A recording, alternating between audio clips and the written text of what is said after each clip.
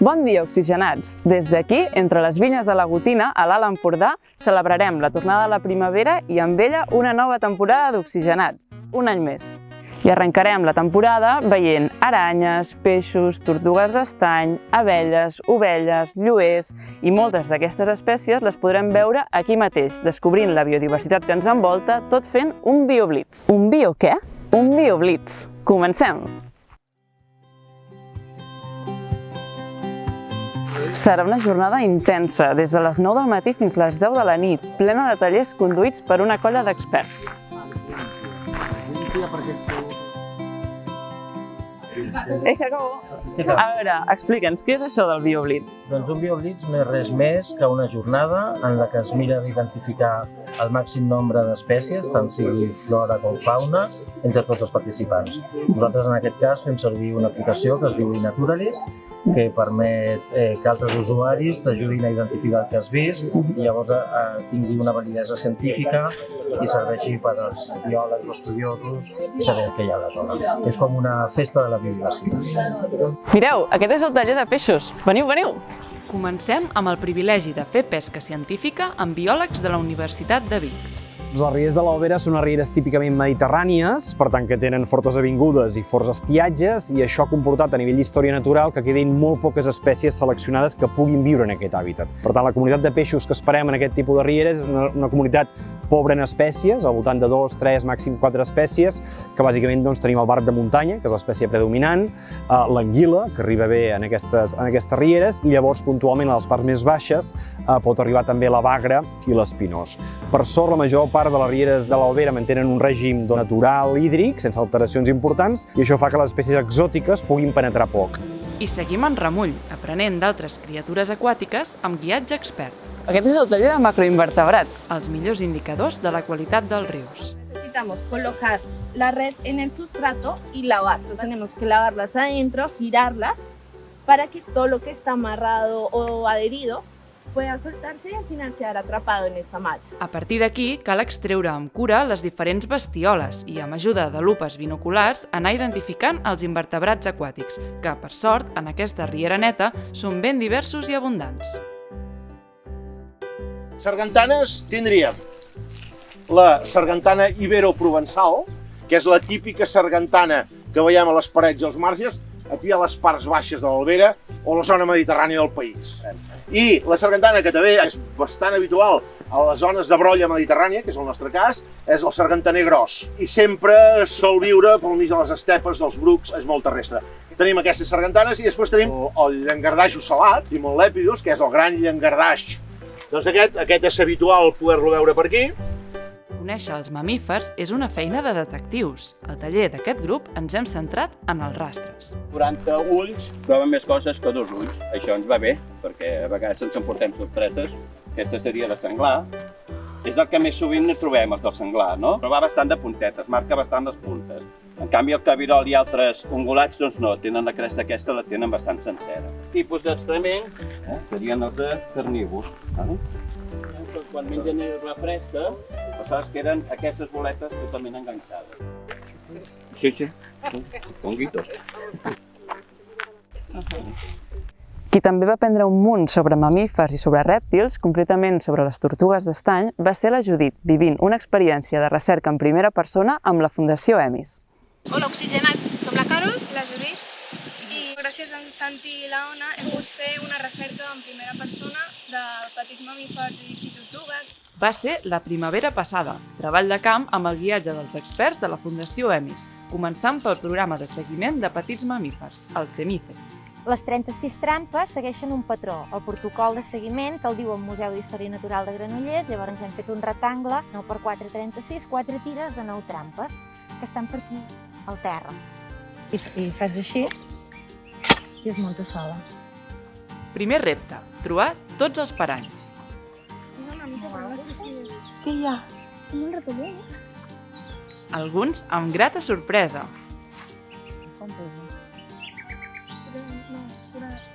Sabent els que has capturat i els que has recapturat, pots tenir una mica una estima del tamany d'aquella població.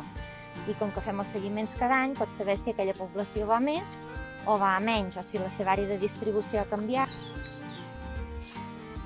Què hi ha? No veus? Ratolins i una musaranya. És la crocidura, la rússula. Mira els ulls, que petits. Tu que deies els ulls? Mira els mugrons, veus com els té? Un tip d'aprendre. Aquí sí que han entrat, han fet pipi. Fet pipi, caca, però no està tancat. Vale, ara estem anant en direcció a l'estany de Sils i aquesta riera que hi ha aquí és la sèquia de Sils. I després, seguiment de tortugues d'estany. Oh, molt bé! Amb les taques grogues, helis. Sí, tipus salamandra. Sí, llavors en aquest cas sembla que no està marcada, val? Perquè quan hi ha una marca es veu bastant bé un forat aquí. Sí. Com que són molt mogudes, et van movent això. Llavors el que fas no és fer la lectura aquí, sinó que marques, treus i llavors ja llegiràs, perquè si tens menys estona. I en aquest cas, cranc americà. Et elimineu, això? Nosaltres hem d'assignar un paper conforme si agafem una espècie exòtica, no la podem tornar al medi. Ullo! Sis que estan marcades amb un GPS per veure les possibles zones de clúster de partir la vora. I el GPS té una placa solar. És que tenen una jungla. Avui sortiràs bona, ja veuràs. Fins que arriba el millor moment, sobretot per les tortugues. Ha sigut una experiència Molt maca. Aquesta que heu vist és l'experiència de recerca en primera persona que van viure la Judit i la Carol la primavera passada, amb la Fundació EMIS i convocada des d'Oxigenats. Si voleu participar en una vivència com aquesta enguany, i esperem ja sense mascaretes, estigueu atents a les nostres xarxes socials perquè ben aviat us en proposarem de noves. Mireu, aquest és el taller de Flora. Veniu, veniu. Hiperic perforatum, en principi té unes glàndules, si mireu les fulles a contrallum, no sé si hi ha gaire contrallum, té tota una sèrie de puntets que són les glàndules i que són les que es maceren per poder fer els preparats. En diguem herba del cop i en fem un oli per les cremades, per les contusions i així. La diversitat de flora d'aquest paratge és desbordant. Hem arribat a identificar fins a 165 espècies de plantes. Aquesta és la típica abella de la mel. Cada colònia són desenes de milers d'obreres. Penseu que les abelles domèstiques tenen ara actualment moltes malalties. Una espècie està domesticada, les estàs estressant molt i aquest estrès fa que es tornin com més immunodeprimides i més sensibles a malalties i patògens. El problema és que, a més, les abelles de la mel, quan són molt nombroses i a l'anar a les flors poden transmetre aquestes malalties als ponedors silvestres. Sempre es parla molt del bé que van per la diversitat i aquí hauríem de matisar-ho, perquè moltes vegades creen una competència deslleial respecte als ponedors silvestres. Això que veieu és pasta, per exemple, de malves o d'altres espècies. En Narcís ens ha ensenyat les restes d'antics nius d'una espècie d'abella que els construeix a les parets i sostres d'edificis, a masos i fins i tot a dòlmens de la zona. Això de les abelles, més enllà de les de la mel, és tot un món.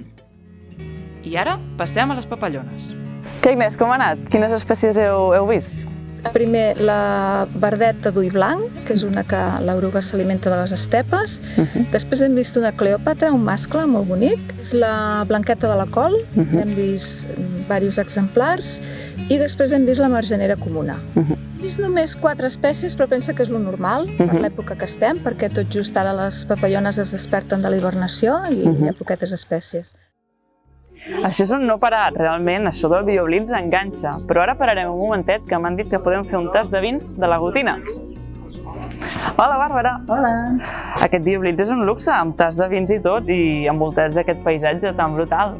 Tenim molta sort de poder fer vi aquí i tenir les vinyes en aquell lloc magnífic.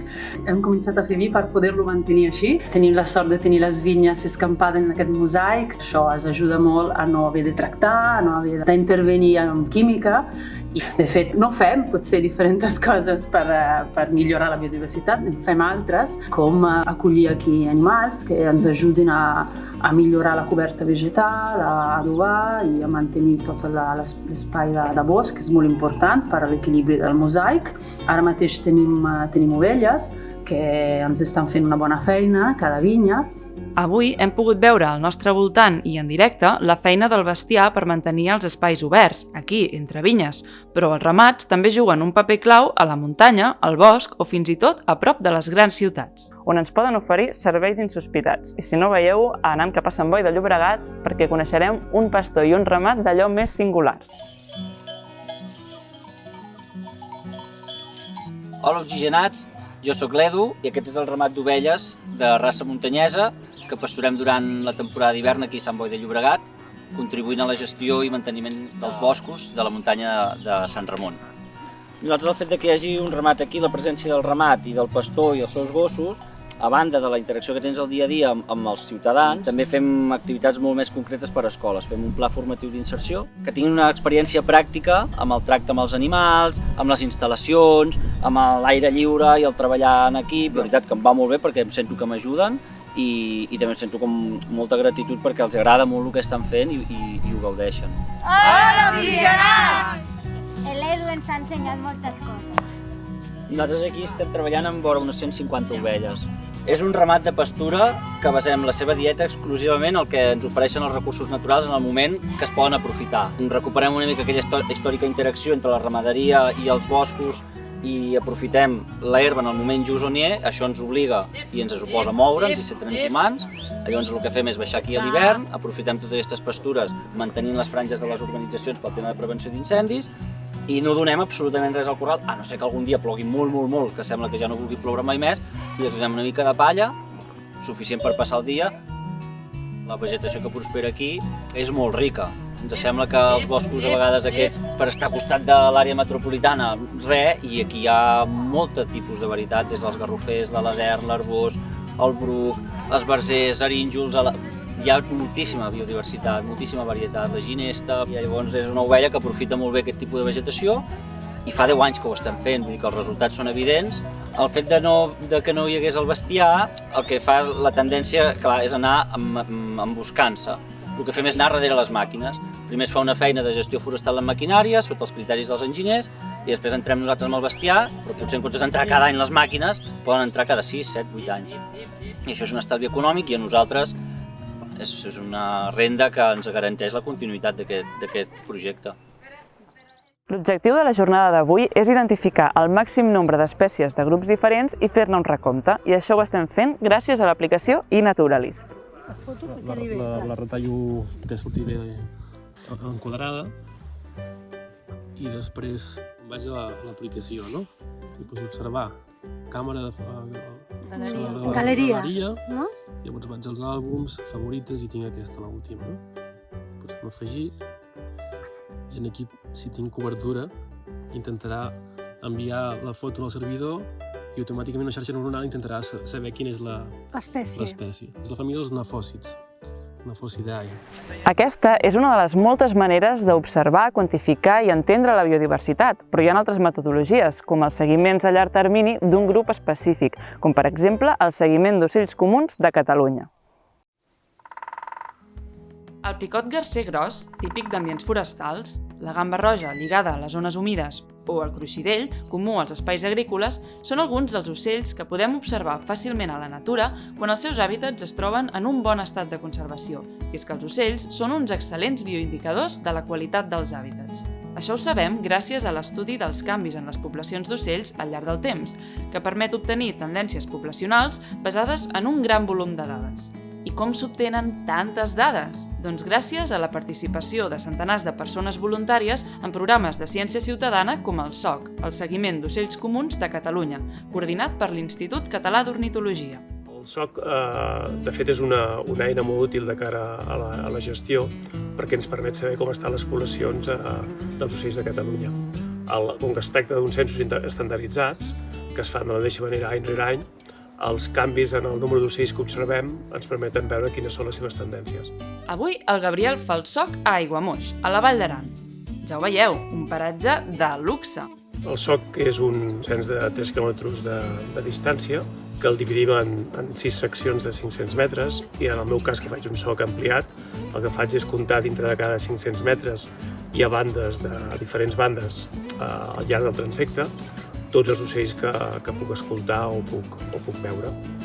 Avui ha estat un dia força bo. De fet, he vist molts lluers, que és una espècie relativament rara a Catalunya com a nidificant, i aquí en aquest soc és un dels llocs on el trobo més sovint. I avui especialment ha estat un dia bo. El picot garcer també ha sortit, la mallarenca emplomallada, i alguns ocells bastant característics d'aquesta zona, com per exemple la piga dels arbres o el pardal de pardissa, que és hiperabundant en aquesta zona.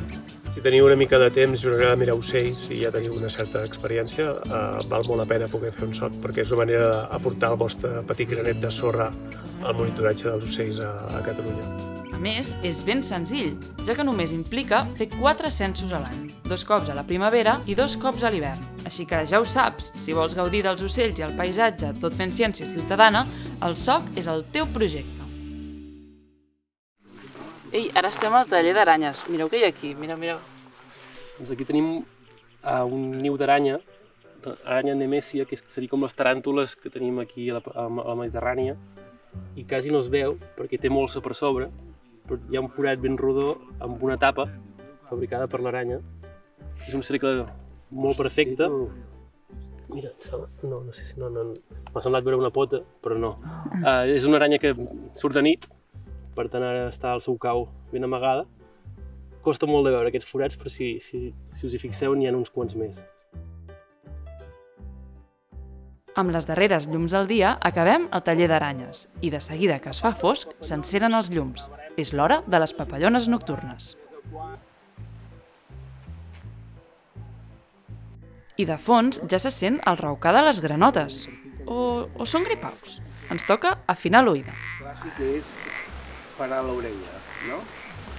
Hi ha molts que fan un so molt suau, molt petit i costa molt de localitzar-los, però els clàssics més grossos jo crec que avui els sentirem. De moment, hem trobat postes. Us he dit abans que hi havia cordons.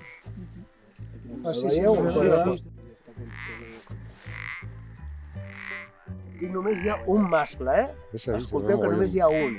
Sempre és el mateix grau d'agudesa o gravetat, o sigui que podeu dir que és un. En canvi, de pelodilles hi ha diversos. I amb els amfibis tanquem el capítol, que ja s'ha fet de nit, i acabem així una jornada molt completa en què hem arribat a identificar fins a 357 espècies diferents, aprenent un munt sobre biodiversitat de la mà dels experts. I això no ha fet més que començar. Fins la propera, oxigenats!